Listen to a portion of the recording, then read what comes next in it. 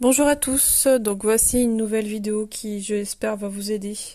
Donc l'idée de ces vidéos YouTube, c'est surtout de mettre du son à du court qui peut parfois être très abstrait et et du coup de vous aider à surmonter vos difficultés. Aveugle. Donc si j'ai pas de retour de votre part, je peux pas trop vous aider. Donc c'est pour ça que j'insiste et je répète, il est important que vous posiez des questions sur le fil de discussion Pronote ou que vous répondiez à mes questions, même si votre réponse est fausse, au moins je vois comment vous réfléchissez et je peux m'adapter à vos difficultés. Sinon, je suis dans la capacité de vous aider et c'est vraiment frustrant pour moi. Donc on va démarrer cette nouvelle semaine qui va être très courte finalement, puisque un long week-end nous attend. Donc petite séance de cours qui devrait vous prendre 2 heures. Pareil, si vous jugez que c'est trop gros la quantité de travail que je vous demande, bah dites-le moi, je réajuste. L'idée c'est que qu'on avance dans le programme bien sûr, mais que j'avance pas toute seule ou avec 10 élèves sur 70. Mettre des vidéos sur YouTube, mon premier objectif c'était vraiment vous aider, vraiment vous accompagner. Et un des intérêts que j'ai découvert, c'est que je vois le nombre de vues. Alors je suis pas du tout là pour vous fliquer, je vous fais franchement confiance, mais quand je vois 10 vues alors que ça concerne 70 élèves, vous imaginez bien que je ne suis pas satisfaite du tout. Voilà. Donc allez-y, prenez-vous en main, c'est le début d'un chapitre, même si là on a déjà avancé une semaine sur le chapitre. Bah, si vous êtes là en même temps, vous êtes au bon endroit, c'est très bien. Par contre, si vous pouvez inviter les autres à aller voir les vidéos qui sont sur YouTube et à consulter le cahier de texte où je mets les liens dans l'ordre. Donc faites attention à l'ordre YouTube des vidéos qui n'est pas forcément l'ordre logique. YouTube absorbe plus vite mes vidéos quand elles sont courtes et plus longuement quand elles sont longues. Du coup, c'est n'importe quoi au niveau de l'ordre YouTube. Donc suivez l'ordre que je vous impose tout simplement dans le cahier de texte. Ensuite, dans la chaîne YouTube, vous avez un onglet qui s'appelle Playlist. Voilà, donc c'est un endroit où je vais trier mes vidéos par thème. Déjà, il y a le niveau de seconde et terminale qui concerne mes classes de cette année. Et ensuite, pour chaque chapitre, chaque activité, je regroupe les différentes vidéos au même endroit. Du coup, après coup, vous pouvez les récupérer dans le bon ordre. Et aussi, en parallèle, je numérote les vidéos. Et en général, je respecte l'ordre de la numérotation pour que ce soit logique. Donc, dans ce chapitre, loi à densité, on récupère un peu des raisonnements qu'on avait sur les probabilités qu'on a étudiées en début d'année.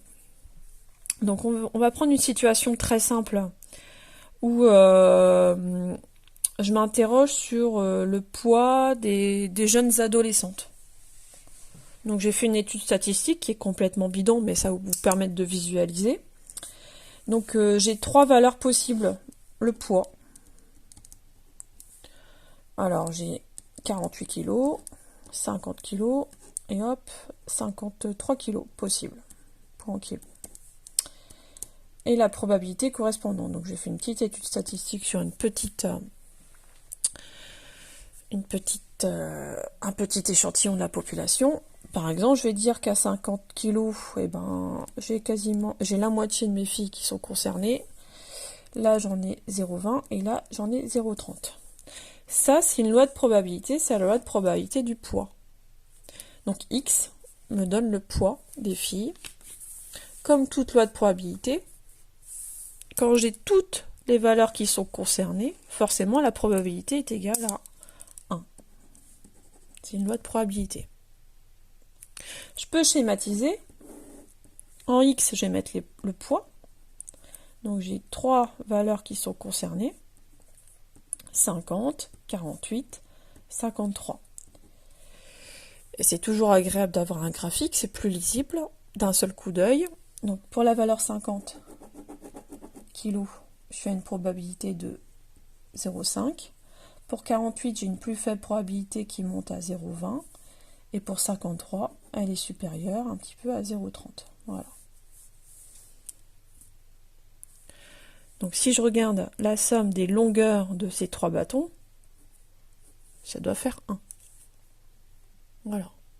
Si je vous demande quelle est la probabilité que la fille que j'interroge pèse 48 kg, vous allez me dire P de X égale à 48 égale à 0,2. 20% de ma population étudiée pèse 48 kg. Si je vous demande quelle est la probabilité d'avoir un poids inférieur à 50 kg, dans mon histoire, peser moins de 50 kg, c'est soit peser 48 ou 50 kg. Voilà comment je peux écrire les choses. Autrement dit, 48 kg est réalisé avec une probabilité de 0,2 et 50 kg 0,5. Donc la probabilité cherchée est de 0,7. Voilà une situation qu'on appelle une situation discrète. La variable aléatoire prend des valeurs qui sont isolées les unes des autres. Sauf qu'on sait très bien que c'est un petit peu illusoire. Le poids, on peut peser 50,1 kg. Enfin, tous les poids sont possibles. Il y a beaucoup plus de valeurs possibles. En fait, il y a une infinité de valeurs. Donc, on dit qu'on passe du discret au continu. Puisqu'en fait, je peux très bien, en général, c'est le cas, quand on étudie un indicateur tel que le poids varie de manière continue entre 48 et 53 kg. Je peux très bien peser 52,99 kg si mon pèse-personne est très précis, on peut avoir davantage de décimales. En tout cas, tous les poids sont possibles entre 48 et 53 kg. Du coup, le schéma précédent ne fonctionne plus. Donc comment vont se répartir les poids? 48, 50, on aura quand même la même tendance. Voilà, la plupart des personnes ont un poids qui est très proche de 50 kg. Donc l'idée, ça va être un peu de mettre d'épaisseur, j'avais déjà utilisé cette expression dans une précédente vidéo, et d'utiliser une fonction de densité. Fonction de densité qui va reprendre cette idée-là. Voilà. Donc en fait, on crée une fonction de densité, sauf que cette fois, on n'a plus de bâton. Puisque je peux très bien m'intéresser à une probabilité d'avoir un poids entre 48 et 50 kg. Du coup, c'est toute cette zone ici qui va m'intéresser, qui va me donner la probabilité que X appartienne à 48, à l'intervalle 48-50. Je peux tout à fait me demander quelle est la probabilité, et vous ne serez peut-être pas d'accord avec ma réponse, probabilité d'avoir un poids égal à 48 kg. Autrement dit, c'est symbolisé ici par ce bâton qu'on avait dans le cas discret. Donc avec cette fonction f, j'ai réparti sur tout un intervalle que j'ai appelé E dans mon cours. Donc sur tout l'intervalle 48-53. Ça veut dire qu'il n'y a aucune personne qui pèse plus que 53 et aucune personne qui pèse moins que 48. C'est défini par l'énoncé. Tout le monde a un poids entre 48 et 53. C'est une loi de probabilité que me définit la courbe de cette fonction f. Donc il faut que l'ensemble de toutes mes probabilités, quand j'additionne toutes les possibilités pour x, ça me donne un total égal à 1. Du coup, il faut que l'air sous la courbe soit égal à 1. Alors en gros, si vous regardez le schéma qui a la probabilité d'avoir un poids entre 48 et 50, sans être trop précis, si on regarde mon dessin, on n'est pas loin de la moitié, hein. On est légèrement moins. Alors on va mettre 0,45. Quelle est la probabilité d'avoir un poids exactement égal à 48? Si vous regardez l'air entre 48 et 48, il n'y a pas grand-chose. Donc dans ces nouvelles probabilités, la probabilité d'être exactement égale à un nombre, elle est 0. Ça reprend l'idée de mon activité. Quelle est la probabilité de trouver le nombre choisi par Marion? Exactement. Il y a une infinité de possibilités, donc la probabilité de trouver ce nombre, c'est impossible de trouver ce nombre, donc la probabilité est de 0. Dernière question. Quelle est la probabilité que le poids soit entre 50 et 53? Donc pour calculer cette probabilité, Mes valeurs entre 50 et 53, elles sont ici. Je vais calculer l'air qui est sous la courbe. C'est comme si en fait je cumulais tous mes bâtons en fait. Hein. Donc j'ai une zone, j'ai un domaine. Quel est l'air de ce domaine? En toute logique, on peut le trouver. Et il faut être cohérent avec la première réponse. J'ai dit que j'avais toutes mes issues entre 48 et 53. Si entre 48 et 50, j'ai 45%, forcément entre 50 et 53, il va me rester 55%. Attention, en probabilité, on n'accepte pas les pourcentages. 55%, c'est-à-dire 0,55. Voilà. Donc il y a quelques idées importantes dans ce cours. Une fois qu'on a compris ces idées, ça se déroule assez facilement. Mais il peut avoir en début de chapitre des blocages. C'est pour ça que je me suis initiée aux vidéos. Et c'est pour ça que j'attends de vous des réponses à mes questions. Même des réponses négatives, enfin des réponses fausses, ça m'aiderait à vous aider mieux. Donc, pour aujourd'hui, vous deviez finir un exercice du cours. Donc voilà, retrouvez la feuille de votre cours, la page 2, et on va s'intéresser à l'exemple 3, c'est-à-dire le temps d'attente à la caisse.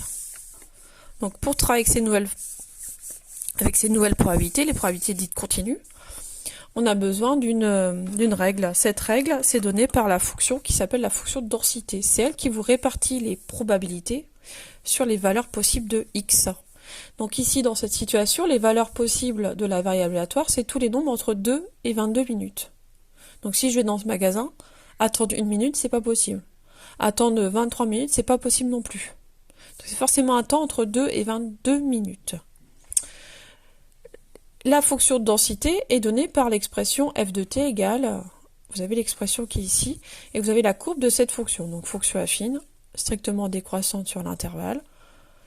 Ça veut dire que globalement, plus le temps se rapproche de 2, plus la probabilité est forte. Autrement dit, les temps très longs sont très peu probables dans ce magasin. Ce qui est classique dans un magasin, qui fonctionne bien. Alors, première question tout à fait classique, il faut connaître son cours. Comment on justifie qu'une fonction f est une fonction de densité? Il y a 3 choses. Première chose, votre fonction doit être continue sur l'intervalle de 22. Deuxième chose, elle doit être positive. Donc là, vous voyez bien que toutes les images sont positives. Votre courbe sur l'intervalle jusqu'à 22, elle est bien au-dessus de l'axe des abscisses. Donc votre fonction f est positive. Donc rien de spécial à faire, juste citer ces 2 hypothèses. Troisième hypothèse, c'est une fonction de densité. Elle met en jeu une loi de probabilité. Donc forcément, quand je fais la somme de toutes les issues possibles, la somme des probabilités de toutes les issues possibles, je dois trouver 1. Et cette somme, c'est en fait l'air sous la courbe entre 2 et 22. Donc la troisième étape va être un peu plus longue, on doit calculer l'intégrale de la fonction f entre 2 et 22. Donc vous avez 2 méthodes pour faire ce calcul. Soit j'utilise un domaine particulier qui est ici un triangle, soit j'utilise l'expression de ma fonction f et j'utilise une primitive. J'ai décidé d'utiliser la méthode la plus courte, c'est-à-dire je prends le triangle que j'ai décidé d'appeler ABC. Voilà, donc vous avez ici le triangle ABC. R d'un triangle base fois hauteur divisé par 2. Ma base, elle est ici de 2 jusqu'à 22, ça mesure 20. La hauteur de 0 jusque l'ordonnée du point B, c'est-à-dire 0,1, ça me donne 0,1 divisé par 2. Et je récupère forcément 1 pour l'intégrale. Ça veut bien dire que l'air sous ma courbe entre 2 et 22 vaut unité d'air. J'ai fait mes 3 arguments, donc ma fonction f, c'est bien une fonction de densité. Donc je vais pouvoir calculer des probabilités. Question 2, quelle est la probabilité d'attendre moins de 10 minutes? Donc faites attention aux notations. P de t inférieur à 10 minutes. Voilà comment on écrit cette phrase en français en langage mathématique. T, c'est le temps en minutes, il est plus petit que 10. Autrement dit, il est entre 2, c'est sous-entendu, il est entre 2 et 10 minutes dans ce contexte. Donc t entre 2 et 10 minutes, donc c'est la zone que j'ai mis en rose. Donc c'est toute cette partie-là qui m'intéresse. Les valeurs entre 2 et 10. Et je vais regarder l'aire qui est sous la courbe par rapport à cet intervalle de 10. Le domaine concerné, c'est un trapèze. Donc je mets en évidence la petite base et la grande base B qui est égale à 0,1 comme tout à l'heure. Et j'utilise l'aire d'un trapèze. Petite base plus grande base fois h divisé par 2. Et je trouve ma probabilité. Ensuite, question 3. Donc, calculer la probabilité d'attendre un temps entre 2 et 6 minutes. Donc, j'ai assuré la partie concernée en vert. Donc, entre 2 jusqu'à 6 minutes. Voilà. Donc, c'est un calcul d'intégrale. Calculons l'aire sous la courbe sur l'intervalle de 6. Encore une fois, c'est un trapèze. La petite base, ici, ça mesure 0,08. La grande base mesure 0,1. Donc je fais mon calcul avec l'aire d'un trapèze et je trouve 0,36. Je fais une phrase pour répondre à la question. Donc mes calculs de probabilité vont toujours utiliser un calcul d'aire. Dernière question. Temps d'attente supérieur à 16 minutes. Sous-entendu entre 16 et 22 minutes. Donc là, 16 et 22 minutes, on ne l'avait pas mis en évidence la semaine dernière. Entre 16 et 22, voilà l'aire qui est concernée. Cette fois, le domaine est un triangle, donc je vais calculer l'aire de ce triangle. La base de ce triangle entre 16 et 22, ça nous donne 6 unités. La hauteur, comment je la trouve? Bon, certains me diraient c'est à peu près 0,03, madame. Oui, pas mal. Comment on fait pour en être sûr? Il suffit de calculer l'image de 16. Pour avoir l'ordonnée de ce point, vous calculez l'image de 16. C'est possible puisqu'on a l'expression de la fonction f.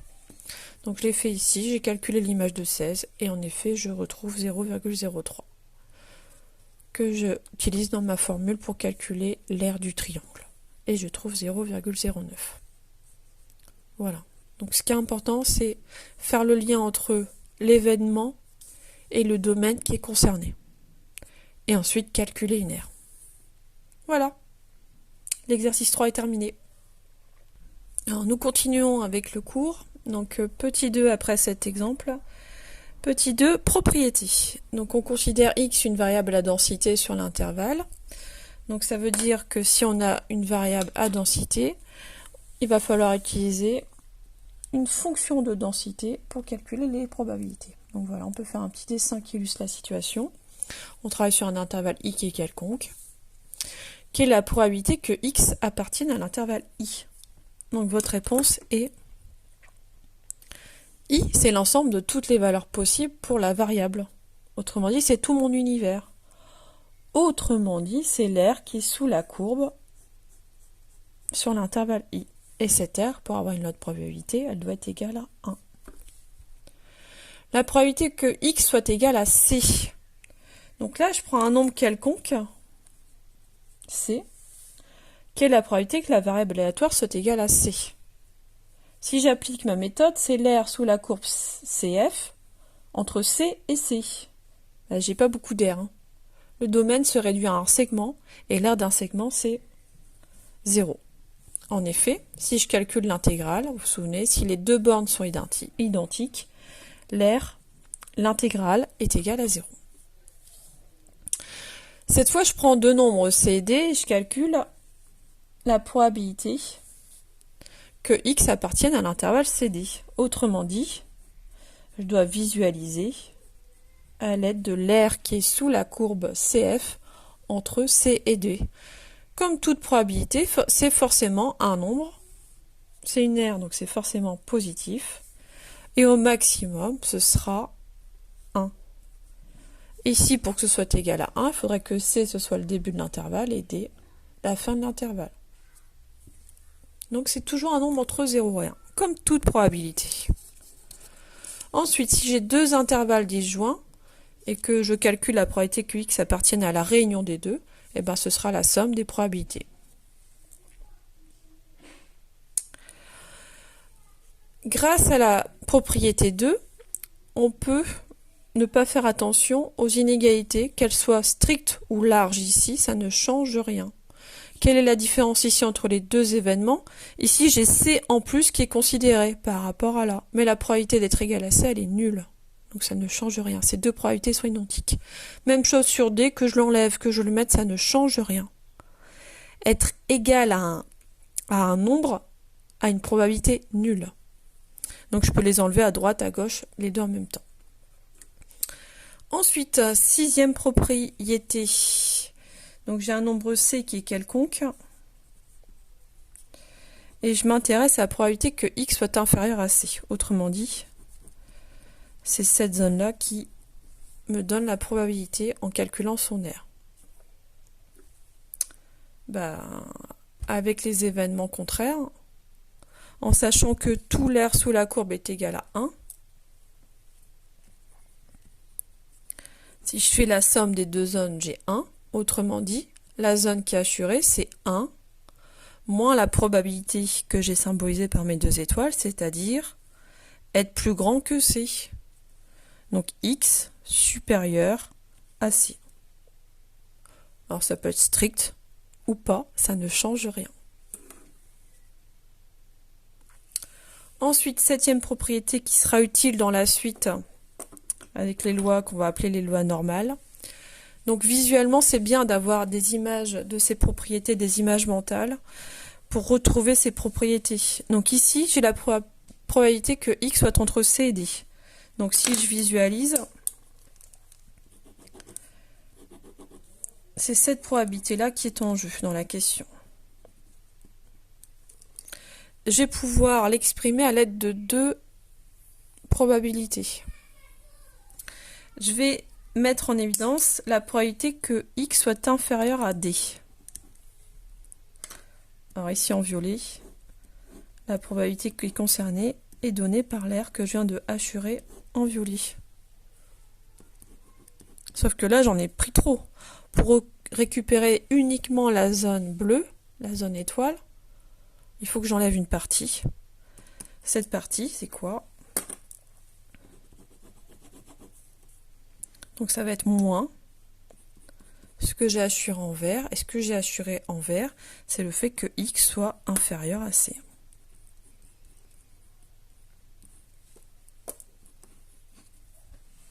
Voilà. Huitième propriété, on retrouve la formule des probabilités conditionnelles qu'on connaissait déjà avec les événements A et B, avec l'intersection, etc. Voilà, donc je vous invite à réfléchir à l'exercice 4 qu'on va faire directement sur la feuille que j'espère vous avez pu imprimer chez vous.